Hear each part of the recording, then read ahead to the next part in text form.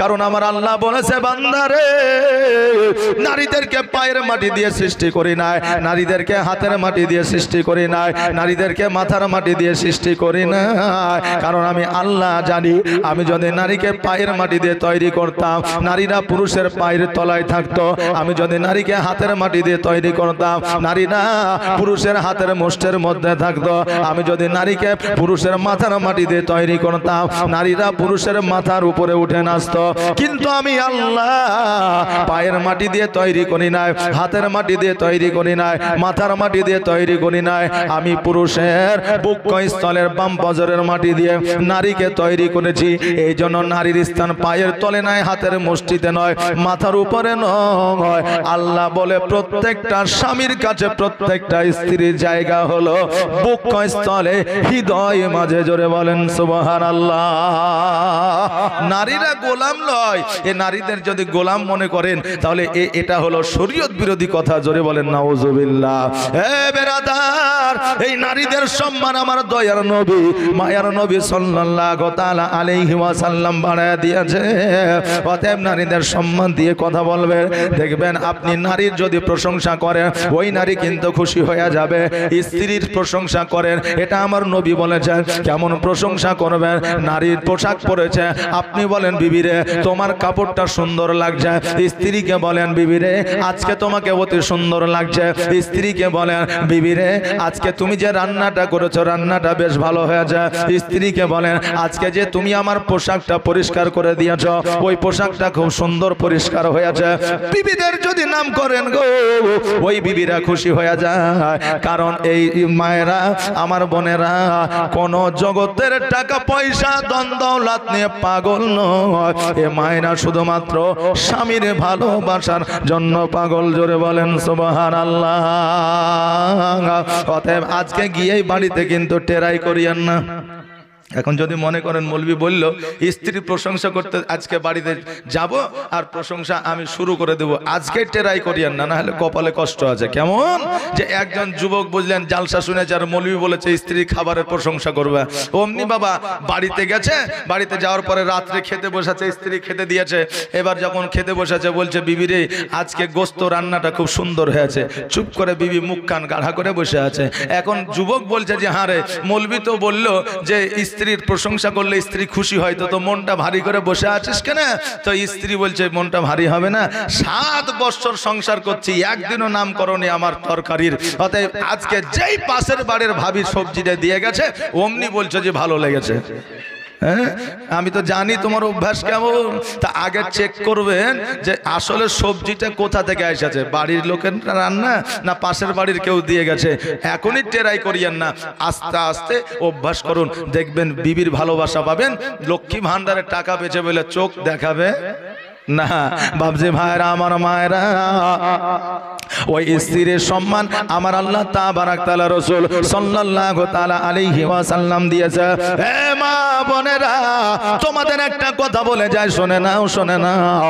কারণ জগতের মধ্যে যতই ইবাদত করো না কেন, জগতের মধ্যে যতই নামাজ পড়ো না কেন, জগতের মধ্যে তুমি যতই হজ করো না কেন, জগতের মধ্যে তুমি যতই দান খায়রাত করো না কেন, স্বামী যদি তোমার প্রতি অখুশি হয় তোমার কোনো ইবাদত কবুল হবে না। এই জন্য স্বামীকে আপনি খিদমত করুন, স্বামীকে আপনি সম্মান করুন, স্বামীকে সম্মান দিয়ে কথা বলুন। কারণ একটা সেকেন্ডের জন্য, একটা মিনিটের জন্য স্বামী যদি বেজার হয়ে যায়, আল্লাহ তাবারাক তাআলার ফেরেশতা ওই নারীর জন্য বড় দোয়া করে দেয়। জোরে বলেন সুবহানাল্লাহ। এই জন্য দয়ার নবী মায়ার নবী সাল্লাল্লাহু তাআলা আলাইহি ওয়াসাল্লাম বলেছেন, পিতা মাতার পায়ের তলে হলো পিতা মাতার পায়ের তলে হলো সন্তানের জান্নাত, আর স্বামীর পায়ের তলে হলো স্ত্রীর জান্নাত। এখন যদি পায়ের তলা খুঁজে দেখেন জান্নাত কি পাবেন? পাবেন? আমি বললাম বাবা মায়ের পায়ের তলে জান্নাত, এখন বাড়ি যাইয়া যদি বলেন আব্বা তোমার পাটা দেখি, তুলে দেখলেন জান্নাত পাবেন? পাবেন। এখন স্ত্রী যদি মনে করে স্বামী গো, মাওলানা বলল স্বামীর পায়ের তলে জান্নাত, পাখানা একবার যদি তুলে দেখে তো জান্নাত পাবে? পাবে না। পায়ের তলে জান্নাত আমার নবী বলেছেন, তার সারমর্ম হলো এটা, স্বামীর খিদমত, স্বামীর সেবা করলে, স্বামীর যদি তুমি যত্ন নাও তবে তুমি জান্নাত পাবে।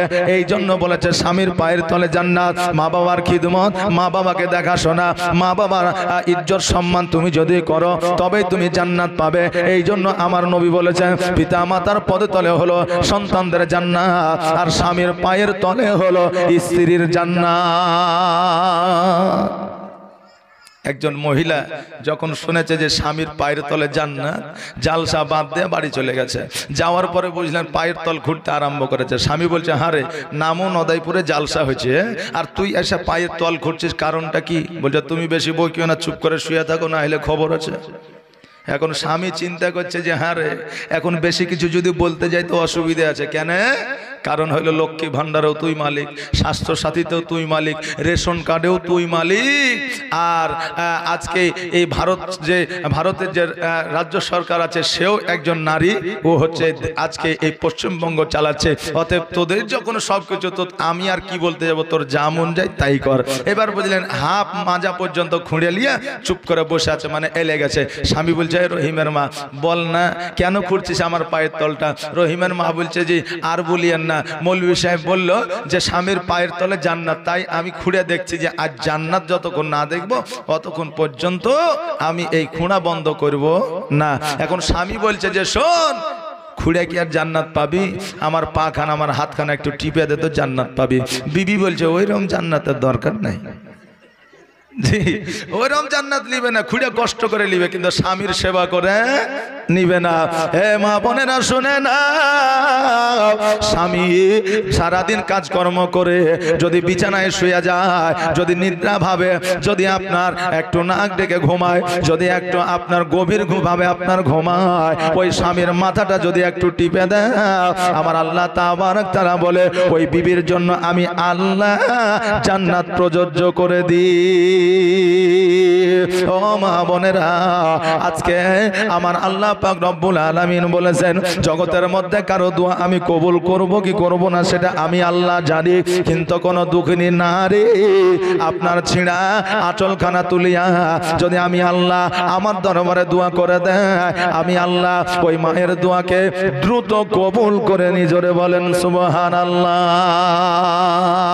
ও বাবা যে আমার ভাইরা, আজকে এই স্বামীর পায়ের তলে তোমার জান্নাত। অতএব স্বামীকে দুঃখ কষ্ট ব্যথা বেদনা দিবে না, আর স্বামীকে যদি ব্যথা বেদনা দুঃখ কষ্ট যন্ত্রণা যদি দিয়ে দাও, কিয়ামতের দিন তুমি জবাব দিতে পারবে না। এখন তো অনেক যুবকরা বলে যে হুজুর বিয়ে করলাম 5 বছর হলো, তো বিবির মুখে কোনোদিন ভালো কথা শুনলাম না। বলে হারে কেন বিবির মুখে ভালো কথা শুনতে পাস না কেন? বলে হুজুর আর বলিয়েন না, কে জানি কেন হয়, কেন যে ওর মুখের আমি ভালো ভাষা পাই না, সে আল্লাহ মালিক জানে আর উই জানে। আচ্ছা বলেন এখনকার যুবকরা শুধুমাত্র মুখেই বলে যে আই লাভ ইউ 2 3 4 5 6 7 8 9 10 11 12, কিন্তু অরিজিনাল অন্তরে মহব্বত বিবির প্রতি এখন 100-র মধ্যে 98টাই নাই। এই জন্য বিবিদেরও মহব্বত স্বামীর প্রতি নাই। এখন যদি বিবি ফোন করে স্বামীকে, যে অফিস আদালতে বা হয়তো বিদেশে বাইরে চলে গেছে, স্ত্রী ফোন করছে হ্যালো কেমন আছো গো, তো বলছে কাজের সময় ফোন করিস কেন, এখন কাজ করছি জানিস না, ফোন রাখ, রাতের বেলায় করবি না হলে পরে ফোন করবি। আর যখন গার্লফ্রেন্ড ফোন করে, পরনারী ফোন করে, পরের স্ত্রী ফোন করে, তখন হাজারো কাজের মধ্যে থাকলে ফোনটাকে কানের মধ্যে ধরে লিয়া, হ্যাঁ জানু বলো কাজ করছো নাকি? বলে না না কাজ না, তো সামান্য কাজ, সকাল থেকে বিকাল পর্যন্ত কথা বলছে। পরনারী আর নিজের স্ত্রী কথা বললে ওর গায়ে আগুন ধরে যায়। আচ্ছা বলেন ওই স্ত্রী ভালোবাসা পেবে? জি। অতএব নারীকে ভালো হলে হবে না, স্বামীকেও ভালো হতে হবে। জোরে বলেন সুবহানাল্লাহ।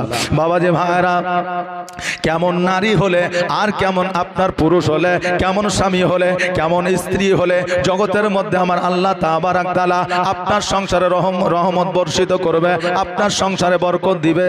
একটু শুনেলেন জানালেন আমার দয়ার নবী মায়ার নবী সাল্লাল্লাহু তাআলা আলাইহি ওয়াসাল্লাম খাদিজাতুল কুবরা রাদিয়াল্লাহু তাআলা আনহার বাড়িতে যখন কাজ যুক্ত হইলেন, আমার নবীজি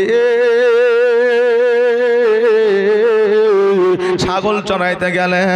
এবার খাদিজাতুল কুবরা রাদিয়াল্লাহু তাআলা আনহা উনি চিন্তা করে, আল্লাহ গো, একজন 18 বছরের যুবক যার নুরানিময় চেহারা ছাগল বকরি চড়াতে গেছে, কি অবস্থায় ছাগল চড়ায় আমি একটু দেখতে চাই। খাদিজা ছাদের উপরে গেলেন। ছাদের উপরে যাওয়ার পরে আমার নবীজিকে লক্ষ্যপাত করে দেখে যে ছাগলগুলো আপন আপন চড়তেছে, আর আমার নবীজি একটা বাবলা গাছের ছায়ায় হাতের উপরে মাথা দিয়ে আরাম করছে।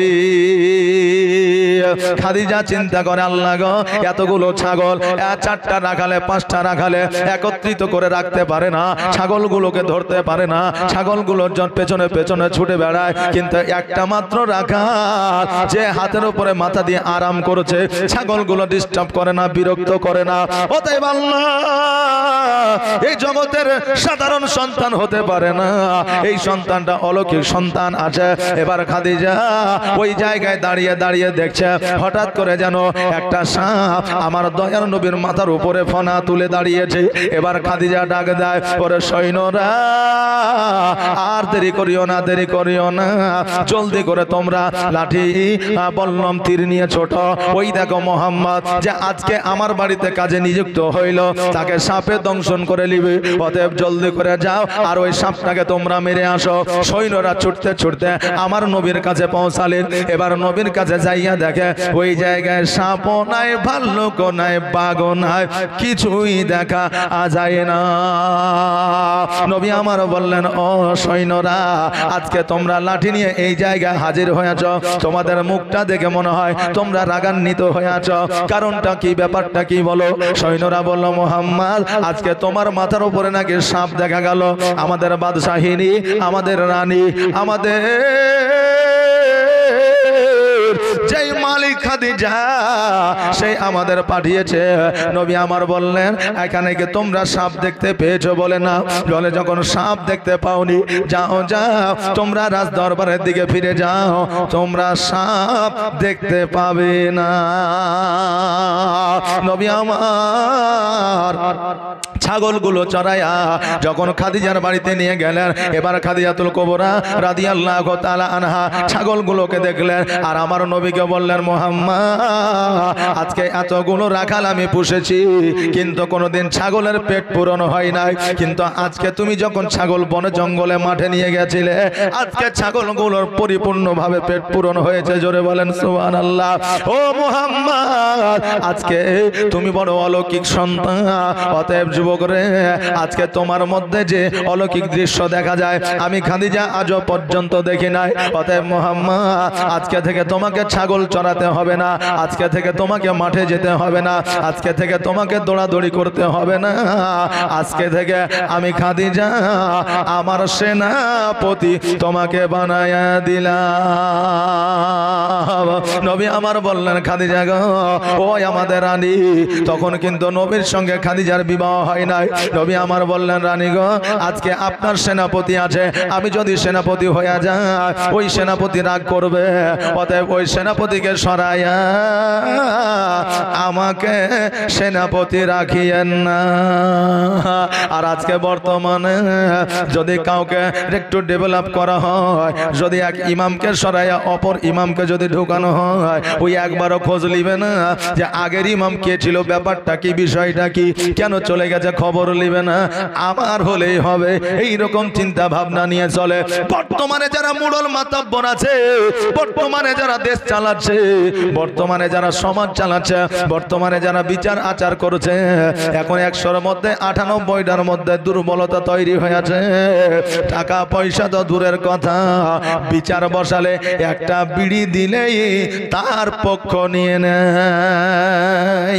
টাকা তো দূরের কথা, বলে মুরল মশাই একটা বিড়ি খান, এই না বিড়ি খাবো না, লেন না একটা বিড়ি ধরে। আর জানেন আমার ভাই জোর করে আমার 1 কাঠা জমি দখল করে নিয়েছে। তা কুদ্দুস্তর জমি নিয়েছে মানে দাঁড়া, আমি ব্যবস্থা করে দিচ্ছি, কাল বিচার ডাক, যে একটা বিড়িতে বিক্রি হয় আজকাল জামানা। হ্যাঁ বাবাজি ভাইরা, কিন্তু আমার নবীজির চরিত্র দেখে চরিত্র গঠন করো। আমার নবীজি বললেন, খাদিজা, সেনাপতি যখন আপনার আছে, সেনাপতি আমাকে রাখিয়েন না। খাদিজা বললেন, মুহাম্মদ,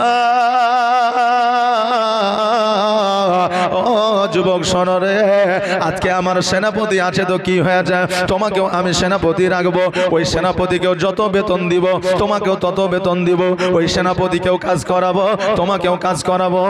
অতএব আমি কাকে সেনাপতি করলাম ওটা দেখে তোমার লাভ না, আগামী কালকে থেকে তুমি আমার রাজ দরবারে থাকবে, তুমি হবে আমার সেনাপতি।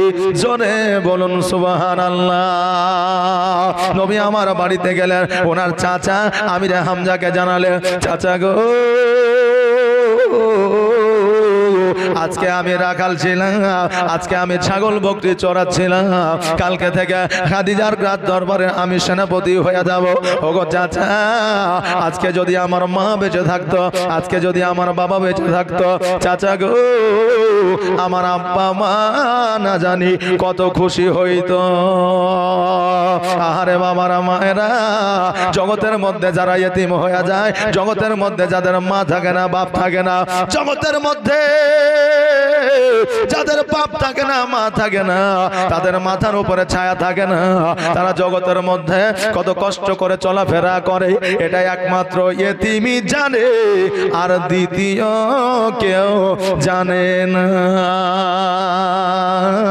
এই জন্য আমার নবী বলেছেন, রাস্তাঘাটে পথে গ্রামে বাজারে যদি তুমি একটা ইতিম দেখতে পাও, ওই ইতিমকে টাকা দিয়ে পয়সা দিয়ে ধন দিয়ে সম্পদ দিয়ে যদি সহযোগিতা না করতে পারো, ওই ইতিমের মাথায় একবার হাত বোলায় দাও, আল্লাহ তোমাকে একটা মাকবুল হজের সব দান করে দিবে। আমি ইতিম হয়ে কাঁদি না কেন তোমরা বলতে পারো, আমি ইতিম হয়ে কাঁদি না কেন তোমরা বলতে পারো, ইতিম ছিলেন আমার নবী, ইতিম আমিও। নেই বাবা মা আমার, নেই যে বাড়ি ঘর, নেই বাবা মা আমার, নেই যে বাড়ি ঘর, আমার মতো কপাল পোড়া নেই তো ভবে আর, তবু মনে নিয়ে সান্ত্বনা কাটাই দিনেরা, তবু মনে নিয়ে যন্ত্রণা কাটাই দিনেরা। ইতিম ছিলেন আমার নবী হযরত মুহাম্মদ, ইতিম ছিলেন আমার নবী হযরত মুহাম্মদ। আমি ইতিম হয়ে কাঁদি না কেন তোমরা বলতে পারো, আমি ইতিম হয়ে কাঁদি না কেন তোমরা বলতে পারো, ইতিম ছিলেন আমার নবী, ইতিম আমিও। ও বাবাজি ভাইরা, আমার দয়ার নবী মায়ের নবী সাল্লাল্লাহু তাআলা আলাইহি ওয়াসাল্লাম যেন খাদিজার বাড়িতে আপনার সেনাপতি হয়ে গেলেন। খাদিজা বললেন, ও মুহাম্মদ শোনো গো, ওই সিরিয়ার বুকে ব্যবসায় যাইতে হবে, বাণিজ্যে যাইতে হবে। আমার নবীজি বললেন, কবে থেকে? বলে আগামী কালকে চলে যেতে হবে, তোমার যত সম্বল আছে, তোমার যত জামা কাপড় আছে, তোমার যা নামার আছে নিয়ে নিবে। এবার পরের দিন আমার নবীজি সিরিয়ার বুকে আপনার ব্যবসা বাণিজ্য করার জন্য গেলেন। 6 মাসের মালপত্র নিয়ে গেলেন গো, 1 মাসে বিক্রি করে দিয়ে আবার মক্কায় ফিরে আসলে। আর মক্কায় ফিরে আসার পরে খাদিজার হাতে যখন টাকাগুলো তুলে দিলেন, খাদিজা বললেন, মুহাম্মদ লাভ কত হয়েছে? বলে প্রতি বছর যখন ব্যবসায় যাওয়া হয় 2% লাভ হয়, আর এবার যখন মুহাম্মদ ব্যবসায় গেছে 3% লাভ হয়েছে। জোরে বলেন সুবহানাল্লাহ। এবার আপনি বলবেন, হুজুর গো ব্যবসা করা কেমন জায়েজ আছে, ব্যবসায় কতটা লাভ করা যায়, ব্যবসায় কতটা আমরা লাভ করতে পারি? এই আমার মা বোনেরা ভাইরা শুনেলেন, জেনেলেন, 1 টাকার বিনিময়ে যদি একটা আপেল আপনি কিনে ওই আপেলটা যদি 1 কোটি টাকায় বিক্রি করেন, তবুও আপনার গুনাহ হবে না, পাপ হবে না। কিন্তু আপনাকে বলতে হবে, ভাই রে 1 টাকায় আপেলটা কিনেছি, 1 কোটি টাকায় তোমার কাছে বিক্রি করব, নিতে হয় না, না নিতে হয় না, না। এই কথা বললে তো আপনার ওই ব্যবসাটা জায়েজ হবে। আর যদি বলেন 99 টাকায় কিনেছি, 100 টাকায় বেশি, এটা মিথ্যা হয়ে গেল। আর মিথ্যা শরীয়ত সাপোর্ট করে না। ও বিরাদার, আমার নবী বললেন 3% লাভ হয়েছে। এবার 2% লাভ খাদিজাতুল কুবরা রাদিয়াল্লাহু তাআলা আনহা নিজের কাছে রেখে দিলেন, আর 1% লাভ আমার দয়ার নবীকে দিয়ে দিলেন। আমার দয়ার নবী বললেন, খাদিজা ওই আমাদের বাদশাহিনী, আজকে শোনো শোনো, আজকে এতগুলো টাকা আমি কি করব? খাদিজা বললেন, আমি খুশি হয়ে তোমাকে দিয়ে দিলাম। এবার আমার নবীজি ওই টাকাগুলো নিয়ে বাড়িতে আসলেন। এইদিকে খাদিজাতুল কুবরা রাদিয়াল্লাহু তাআলা আনহার একজন সেনাপতি আরেকজন ছিল, ওই সেনাপতিকে জিজ্ঞাসা করলো, ও সেনাপতি, 6 মাসের মাল 1 মাসে বিক্রি করলো, বলো বলো কেমন করে বিক্রি করলো? ওই সেনাপতি বলল, ওই আমাদের বাদশাহিনী শোনো গো, এই যুবক যার নাম হলো মুহাম্মদ সাল্লাল্লাহু তাআলা আলাইহি ওয়াসাল্লাম, এই 1 মাসের মধ্যে এমন করে বিক্রি করেছে, যদি আরো আমাদের মাল থাকতো, সম্পদ থাকতো, আরো বিক্রি করে দিত। ওগো আমার বাদশাহিনী, এই যুবকের সঙ্গে কাছে কথা বলে, উঠে কথা বলে, বাঘে কথা বলে, ছাগলে কথা বলে, বকরিতে কথা বলে, দুম্বাতে কথা বলে, আমি সেনাপতি নিজে দেখেছি, এমনকি আমার সঙ্গে যারা ছিল তারাও সাক্ষী আছে। জোরে বলেন সুবহানাল্লাহ। ও বাবা রে ভাইরা, এবার আমার খাদিজাতুল কুবরা রাদিয়াল্লাহু তাআলা আনহা খুব ঘন ঘন, খুব আপনার বেশি বেশি করে ওই মুহাম্মদ সাল্লাল্লাহু তাআলা আলাইহি ওয়াসাল্লামের প্রশংসা করে দাসীদের কাছে, তার বান্ধবীদের কাছে। এবার তার দাসীরা বলল, খাদিজা আজকে মুহাম্মদের এত ঘন ঘন তুমি প্রশংসা করো, খাদিজা গো মনে কিছু নেবেন না, আমরা একটা কথা বলতে চাই। খাদিজা বললেন, কি কথা? বলে, এ মুহাম্মদের অলৌকিক দৃশ্য দেখে তুমি কি মুহাম্মদের প্রেমে পড়েছো? দেখবেন নারীদের যদি কোনো যুবককে পছন্দ হয় বা যদি ভালো লাগে, তো বান্ধবীদের কাছে, বন্ধুদের কাছে দেখবেন বেশি বেশি করে প্রশংসা করে। এবার খাদিজা বলছেন, মুহাম্মদ সাল্লাল্লাহু আলাইহি ওয়াসাল্লামের মধ্যে অলৌকিক দৃশ্য আছে। তার দাসীরা বলছে, খাদিজা আপনি কি মুহাম্মদ সাল্লাল্লাহু আলাইহি ওয়াসাল্লামকে বিয়ে করতে চান? খাদিজা বলতেছেন, দাসীরা আজকে আমি একটা নয়, দুইটা নয়, 3টা বিবাহ করলাম, একটা স্বামীও জগতের মধ্যে নাই, সব স্বামী এ জগৎ ছেড়ে পর জগৎ গমন করেছে, সবাই ইন্তেকাল করেছে। ওরে দাসীরা, আমি খাদিজা নিয়াত করেছি, চিন্তা ভাবনা করেছি, আর জীবনে বিবাহ করব না, এই 3টাই আমার শেষ স্বামী। তবে দাসী, আমি সত্য কথা বলতেছি, আমার মনের কথা বলতেছি, এই মুহাম্মদের অলৌকিক দৃশ্য দেখিয়া আমি নবীর প্রেমে পড়েছি। ও বাবা জি ভাইরা, এবার এখানে একটা প্রশ্ন আসতে পারে আমাদের, বলে হুজুর গো, খাদিজাতুল কুবরা রাদিয়াল্লাহু তাআলা আনহা আমার নবীজিকে প্রেম করেছেন, আজকে আমরা দেশের যুবক যুবতী কেন প্রেম করতে পারি না? যুবক রে, তুমি কান দিয়ে শুনে নাও, ইতিহাস সঞ্চয় সঠিক কথা, কিন্তু ইতিহাসের তুমি অন্য কোন রকম ভাবে বিবেচনা করতে পারবে না। কারণ হইল যে খাদিজাতুল কুবরা রাদিয়াল্লাহু তাআলা আনহা ভালোবেসেছেন আমার নবীকে, কিন্তু কোনোদিন ভ্যালেন্টাইন ডে গোলাপ দেয়নি। দিয়েছে নাকি? ইতিহাসে আছে কোনদিন আমার নবীকে আই লাভ ইউ বলেনি, আমার নবীর সম্মুখে কোনদিন বেপরদায় যায়নি। ওরে যুবক, আজকে তুমি যেই নারীকে বিবাহ, যেই নারীকে তুমি প্রেম করো, ভালোবাসো, ওই নারীকে 14ই ফেব্রুয়ারিতে তুমি গোলাপ দাও, 1 জানুয়ারিতে তুমি ফিস্ট করতে নিয়ে যাও, পার্কে ঘুরতে নিয়ে যাও। ওই খাদিজার উদ্দেশ্য ছিল বিবাহ করা, কিন্তু তোমার উদ্দেশ্য হচ্ছে ওই নারীকে ভক্ষণ করা।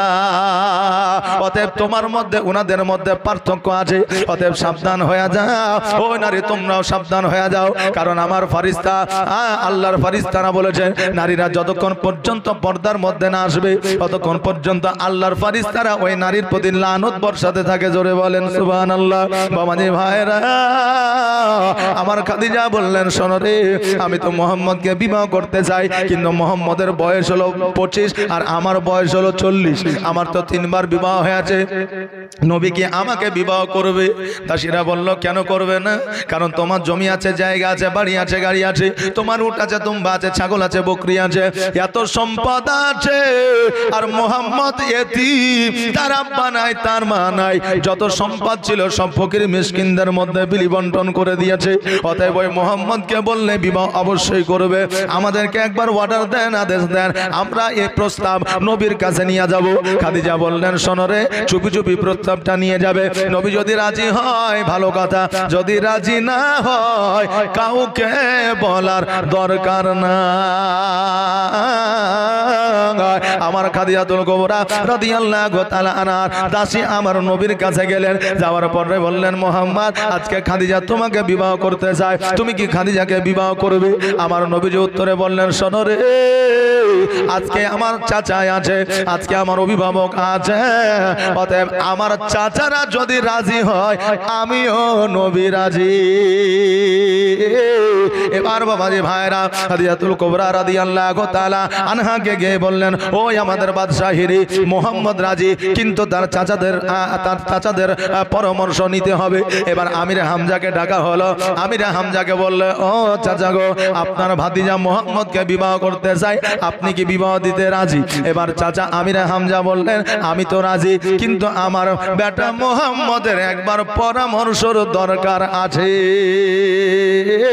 এবার খাদিজাতুল কুবরা রাদিয়াল্লাহু তাআলা আনহার বাড়ি থেকে নিজের বাড়িতে আমির হামজা আসলেন, আমার নবীজিকে ডেকে পাঠালেন। নবীজি আসলেন, নবীজিকে বললেন, ও মুহাম্মদ, আজকে আমরা বিবাহ ঠিক করেছি খাদিজার সঙ্গে, তুমি কি এই বিবাহতে রাজি আছো? আমার নবীজি বললেন, চাচা গো, তোমরা যখন রাজি আমিও নবী রাজি, কিন্তু চাচা আমি খাদিজাকে বিবাহ করতে পারি, কিন্তু তিনটা শর্ত রয়েছে। এবার আমির হামজা বলল, ও ভাতিজা শোনো গো, তোমার তিনটা শর্ত কি কি? আমার নবী বললেন, শোনো, সর্বপ্রথম শর্ত হলো তার যত সম্পদ আছে, জমি আছে, জায়গা আছে, অট্টালিকা আছে, সব সম্পদগুলো ফকিরদের মধ্যে বিলি বন্টন করে দিতে হবে। দ্বিতীয় শর্ত হইল আমি যে কাপড়, যে পোশাকটা দিব ওই পোশাকটা পরিধান করবে। দ্বিতীয় পোশাক চাইবে না, কারণ আমার কাছে টাকা না থাকলে আমি নবী লজ্জিত হয়ে যাব। আমি যখন দিব তখন নেবে, আর এক সপ্তাহ অনাহারে থাকবে। এক সপ্তাহ পরে যখন খেতে বসবে গো, ওই সময় যদি ফকিরে চলে আসে, নিজে না খেয়ে ফকিরকে দিয়ে দিতে হবে। আমির হামজা মুচকি হাসি দিয়ে বলতে, যে ভাতিজা তুমি বিয়ে করবো না? ওপেন বলো, ডাইরেক্ট বলো, ইনডাইরেক্ট কেন বলছো? নবী আমার বলছে, কেন চাচা? বলে, একজন রানী যে জীবনে কোনোদিন খাবারের অভাব বুঝেনি, একজন রানী যে জীবনে কোনোদিন কোন কাপড়টা পরবে সে নিজেই জানে না, কাপড়ের অভাব না, সে কেমন করে একটা কাপড়ে জীবন যাপন করবে? যে খাদিজার এতগুলো সম্পদ, ওই সম্পদ কেমন করে ফকির মিসকিনদের মধ্যে দিবে? কারণ দেখবেন, যাদের যত টাকা তারা তত বেশি টাকা চায়, কারণ এই টাকার মধ্যে আল্লাহ তাবারক তাআলা তাদের এত মহব্বত জন্মে দিয়েছে যে তারা উপাসনা থেকে বিরত রয়েছে। জোরে বলেন সুবহানাল্লাহ। এটা আমার কথা নয়, এটা আমার আল্লাহ কোরআনুল মাজিদে বলেছে, আমি আল্লাহ যাকে টাকা দিলাম, পয়সা দিলাম, ধন দিলাম, সম্পদ দিলাম, নিশ্চয় ওই বান্দা আমার ইবাদত থেকে দূরে সরে গেল। ও বাবা রে ভাইরা, আমার নবীজি বললেন, চাচা গো, বিয়ে করবে কি করবে না, দান করবে কি করবে না, একটা কাপড়ে পরিধান করে জীবন যাপন করবে কি করবে না, খেজুর এক সপ্তাহ পরে ফকিরকে দিবে কি দিবে না, এটা খাদিজাকে গিয়ে বলেন। খাদিজার পরামর্শটা গেলেন, তারপরে আমাকে বলবে। আমির হামজা বলল, না না না, আমি একজন বাদশাহিনীকে এই কথা বলতে পারবো না, না জানি যদি আমার কথার দ্বারা কোনো অন্যায় হয়ে যায়, আমাকে জেলখানা কারাদণ্ডে বন্ধ করে দিতে পারে। অতএব আমি আর কিছুই বলতে যাব না। এইভাবে একদিন, দুই দিন, তিন দিন, 4 দিন, 5 দিন অতিবাহিত হয়ে গেল। এইদিকে খাদিজাতুল কুবরা রাদিয়াল্লাহু তাআলা আনহা চিন্তা করে, আল্লাহ গো, আমি যে প্রস্তাবটা পাঠাইলাম ওই প্রস্তাব তো এখনো পর্যন্ত আসলো না। এবার দাসীদের বলল, যাও যাও যাও, আমির হামজাকে একবার ডেকে নিয়ে আসো। আমির হামজাকে ডেকে নিয়ে আসা হলো। আমির হামজাকে বলে, চাচা কি খবর? কিছুই তো বললেন না। চাচা আমির হামজা বলল, ও খাদিজা শোনো রে, আমার নবী মুহাম্মদ বিয়েতে রাজি হয় না। ডাইরেক্ট বলে দিল, অত শত কথা বলল না। এবার খাদিজাতুল কুবরা রাদিয়াল্লাহু তাআলা আনহা যখন এই কথাটা শুনলেন তখন যেন অঝর নয়নে কান্না করতে আরম্ভ করলেন। এবার আমিরা হামজা বলে, ও খাদিজা তুমি কাঁদিও না, কাঁদিও না, তুমি কেন কান্না করো? খাদিজা বললেন, চাচা গো, আজকে আমার মনে বড় শখ ছিল, সাধ ছিল, আশা ছিল, কিন্তু মুহাম্মদ বিয়েতে রাজি হইল না, এই জন্য আমি কান্না করতে আরম্ভ করেছি। আমিরা হামজা বলল, ও খাদিজা শোনো রে, আমার মুহাম্মদ সাল্লাল্লাহু আলাইহি সাল্লাম ডাইরেক্ট বিবাহ করব না এই কথা বলে নাই, তবে তিনটা শর্ত দিয়েছে, এই তিনটা শর্তে যদি তুমি রাজি হয়ে যাও আমার নবী মুহাম্মদ বিবাহতে রাজি হয়ে যাবে। খাদিজা বলল, চাচা কি এমন শর্ত বলো বলো, আর দেরি করিও না। আমার খাদিজাতুল কুবরা যখন শুনতে চাইলে আমিরা হামজা বলল, প্রথম শর্ত হলো তোমার জমি জায়গাগুলো দান করে দিতে হবে। দ্বিতীয় শর্ত হলো একটা কাপড় পরিধান করে জীবন যাপন করবে। তৃতীয় শর্ত হইল এক সপ্তাহ অনাহারে বাড়িতে থাকবে, আর ওই এক সপ্তাহ পরে একটা খেজুর খেতে বসবে। ওই সময় ফকির মিসকিন যদি আসে নিজে না খেয়ে ফকিরকে দিয়ে দিতে হবে। খাদিজা বললেন, চাচা আর কোনো কি শর্ত আছে? বলে না, আর কোনো শর্ত নাই। খাদিজা বললেন, চাচা গো, এই তিনটা শর্ত তো দূরের কথা, আজকে নবী যদি আমার কলিজা চাইতো, আমি খাদিজা নির্দ্বিধায় আমি কলিজা বের করে নবীর পদতলে রেখে দিতাম। জোরে বলেন সুবহানাল্লাহ। ও চাচা গো, আমি এই তিনটা শর্তে রাজি। মুহাম্মদ সাল্লাল্লাহু আলাইহি সাল্লামকে গিয়ে বলে, এবার আমিরা হামজা নবীর কাছে আসলে, আসার পরে বলে, ভাতিজা তুমি যে তিনটা শর্ত দিয়েছিলে ওই তিনটা শর্তে খাদিজা রাজি হয়ে গেছে। আমার নবী বললেন, চাচা গো, খাদিজা যখন রাজি হয়ে গেছে আমিও নবী রাজি হয়ে গেলাম।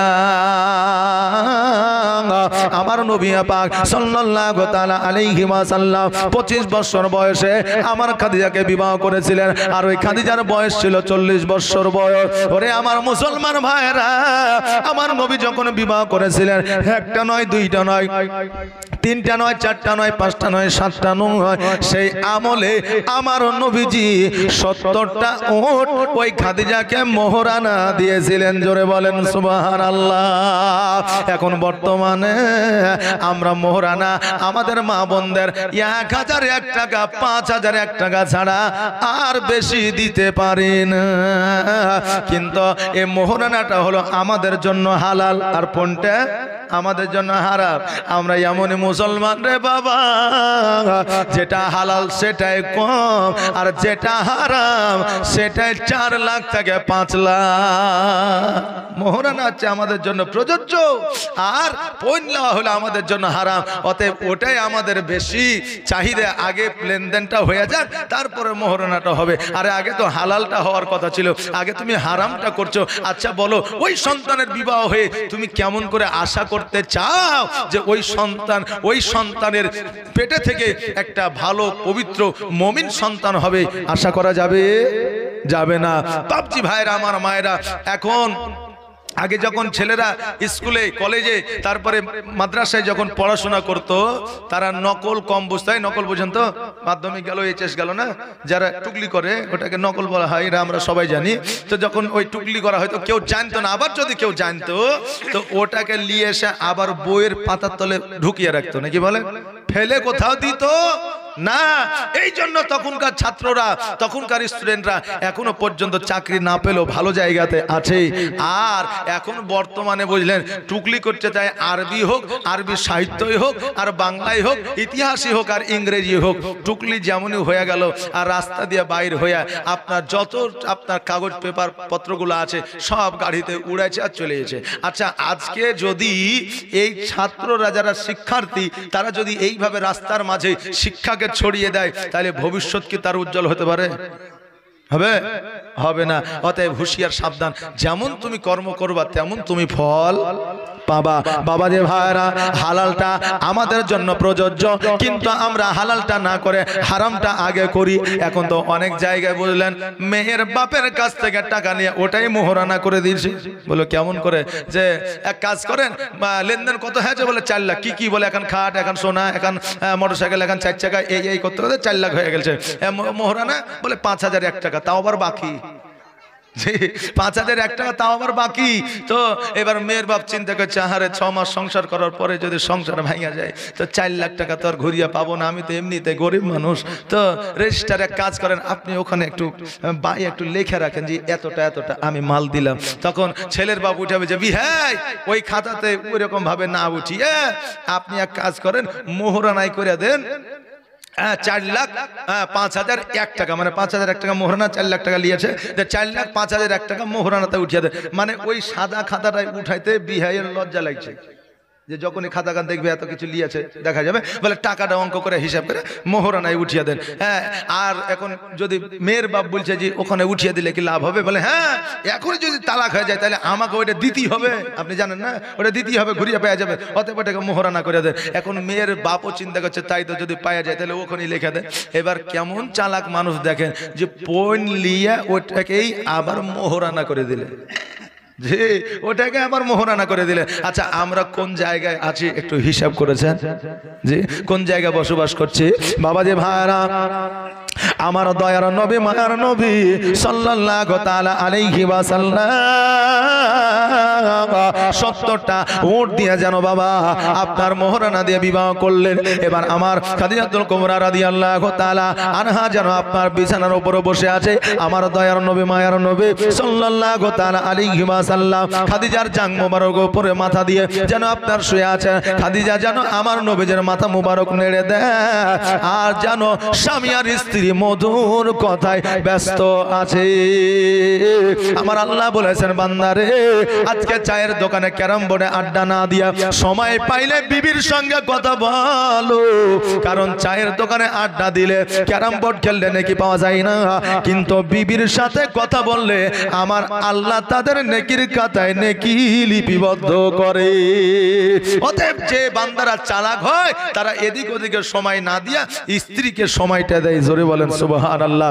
বাবা যে ভাইরা, তাই তারা চালাক, তারা স্ত্রীকে সময় দিবে। বেরাদার নে মিল্লাত ইসলামিয়া, আমার খাদিজাতুল কুবরা রাদিয়াল্লাহু তাআলা আনহা এবার মধ্যরাত্রিতে যেন বাবা শুয়ে গেলেন। আমার নবী পাক সাল্লাল্লাহু তাআলা আলাইহি ওয়াসাল্লাম খাদিজার ঘর থেকে যেন বাইরে হয়ে চলে গেলেন। এবার খাদিজা যখন ঘুম ভেঙে গেছে, ডান দিকে হাত দেয় নবী নাই, বাম দিকে হাত দেয় নবী না। এবার খাদিজা যেন রাজপ্রাসাদ খুঁজতে আরম্ভ করেছে। প্রথম রাত্রি, আর প্রথম রাত্রিতে স্বামী যদি স্ত্রীর কাছে না থাকে, স্ত্রী যদি স্বামীকে না পায় গোটা বাড়িতে, ওই স্ত্রীর কি কোনোদিন ঘুম হইতে পারে? হবে না। এবার খাদিজাতুল কুবরা রাদিয়াল্লাহু তাআলা আনহা খুঁজতে আরম্ভ করলেন। বাড়িতে পাইলেন না, ঘরে পাইলেন না, বাইরে পাইলেন না। এবার আমার খাদিজা যেন বাড়ি থেকে বাইরে হয়ে গেলেন, রাস্তায় রাস্তায় খুঁজে কিন্তু নবীকে পাই না। শুভে সাদেক হয়েছে, সকালবেলায় দেখছে যেন আমার নবীজি একটা পাহাড়ের উপরে উঠে সিজদায় পড়িয়া উম্মতি উম্মতি বলে কাঁদে। খাদিজা ওই পাহাড়ে ওঠার চেষ্টা করে কিন্তু উঠতে পারে না। হামাগুড়ি দিয়ে আমার নবীজির কাছে উঠলেন। ওঠার পরে আমার নবীজিকে দেখলেন, আমার নবীজি খাদিজাকে দেখলেন। খাদিজাকে বললেন, খাদিজা আজকে থেকে তুমি আর কোনোদিন আমি নবীকে আমাকে খোঁজার জন্য আসবা না, আজকে থেকে তোমাকে বলে দিলাম। খাদিজা বললেন, ঠিক আছে ইয়া রাসূলুল্লাহ। সঙ্গে সঙ্গে খাদিজা যখন উঠেছে একটু আহা করে উঠেছে। এবার বললেন, খাদিজা তুমি আহা করলে কেন? খাদিজা বললেন, হুজুর গো, পাহাড়ের উপরে হামাগুড়ি দিয়ে উঠেছি, আমার হাঁটুগুলো হাতগুলো কত বিক্ষত হয়ে গেছে। নবী গো, ওই জায়গাগুলো হাতড়ে গেছে। নবী আমার বললেন, কোন জায়গা? খাদিজা যখন জায়গাগুলো দেখালেন, নবী আমার থুতু মুবারক দিয়ে দিলেন। যেমনই থুতু মুবারক দিয়ে দেওয়া অমনি যেন সমস্ত জায়গাগুলো ভালো হয়ে গেল। খাদিজা বলতেছে, খোদার কসম করে বলি, আমার নবী যখন থুতু মুবারক লাগিয়ে দিলে, ওই জায়গাগুলো ভালো হওয়া তো দূরের কথা, একটা দাগ পর্যন্ত ছিল না। আল্লাহর নবী নূরের নবী গো আপনি নবী আমার আজীবনের জীবন, আপনি আমার জীবন সাথী, অন্ধকার কবরের বাতি, আপনি নবী আমার নির্জনের একজন। আল্লাহর নবী নূরের নবী গো আপনি নবী আমার আজীবনের জীবন। আর দেখে আপনার মজেজা ভাগবতী হয় খাদিজা, সপে দিল নবী আজীবন আর মরণ। আল্লাহর নবী নূরের নবী গো আপনি নবী আমার আজীবনের জীবন। আমার নবীজি সকালবেলা যখন খাদিজার বাড়িতে যায়, মক্কা নগরের মানুষরা বলতেছে দেখ রে দেখ, আজকে খাদিজাকে বিবাহ করে সমস্ত রাজত্ব নিয়ে আছে, সমস্ত বাড়ি ঘরের মালিক হয়ে আছে। নবী আমার দুই চোখের পানি ছেড়ে দিয়ে বাড়িতে গেলে খাদিজা বলতেছে হুজুর গো আপনি কেন কান্দেন, আপনার চোখে কেন পানি? খাদিজা বলতেছে যখন বললেন আমার নবীকে, নবী আমার বলছে খাদিজা আজকে মক্কাবাসীর এই কথা বলতেছে, খাদিজা দেরি নয় দেরি নয়, তোমার যত সম্পদ আছে সমস্ত সম্পদ বিলি বন্টন করে দাও। আমার খাদিজাতুল কুবরা রাদিয়াল্লাহু তাআলা আনহা নবীকে বললেন ইয়া রাসূলুল্লাহ আমার জমি জায়গা সম্পত্তি তো দূরের কথা, আপনি বললে আমার চামড়া পর্যন্ত ছিলিয়া আপনার পদতলে বিছিয়ে দিতে পারি।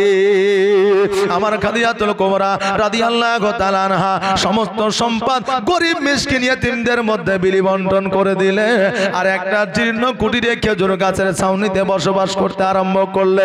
যেই বালিশটা ছিল খেজুর গাছের চাল দিয়া খাদিজা আর আমার নবীজি বালিশ বানিয়েছিল। জোরে বলেন সুবহানাল্লাহ। আমার খাদিজাতুল কুবরা রাদিয়াল্লাহু তাআলা আনহাকে আমার নবীজি বললেন খাদিজা আজকে তোমার বাপের অট্টালিকা ছাড়িয়ে আজকে খেজুর গাছের ছাউনিতে আসো, তোমার কত কষ্ট হয় রে বিবি। খাদিজা বললেন স্বামী গো আজকে বাপের অট্টালিকায় যত শান্তি আমি পেয়েছি তার চাইতে 1000 গুণ বেশি শান্তি এই খেজুর গাছের ছাউনিতে পেয়েছি। আজকে আমাদের মা বোনেরা আজকে নবীর প্রেমিক, আমরাও নবীর প্রেমিক। খাদিজা ইসলামের জন্য সমস্ত সম্পদ বিলি বন্টন করেছে। আজকে আপনাদের এই মসজিদ ওয়াক্তিয়া মসজিদ খোদার ঘর আপনারা বানিয়েছেন। আজকে এই মসজিদ বানানোর জন্য আল্লাহ জগতে মানুষের হাত দিয়ে বানিয়ে নিবে, সবাই দিলে চাইলেও দিতে পারবে না, আর আল্লাহ যার নিবে তার কাছ থেকে নিবে। আমি 5টা ভাই নবীর প্রেমিক দেখতে চাই, বেশি নয় 5000 করে এই আল্লাহর ঘর মসজিদে দিয়ে যাবে, বেশি নয়।